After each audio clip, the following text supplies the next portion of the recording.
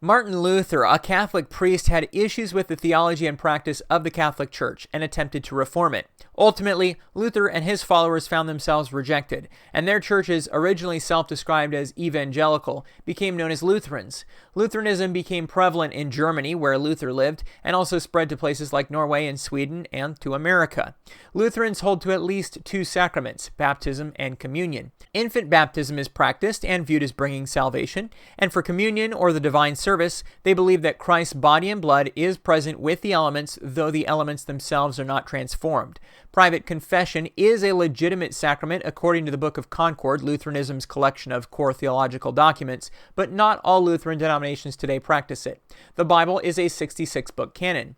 Salvation is taught as something that begins with baptism and is nurtured one's whole life, not as a one-time conversion experience.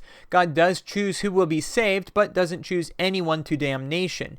People can fall away and be lost. Conservative confessional Lutherans believe the Bible is without error and restrict women from being pastors, sometimes have closed communion where only members of the denomination can partake, and don't perform same-sex marriage. There are also liberals who don't see the Bible as inerrant and have same-sex marriage and moderate denominations with positions between these.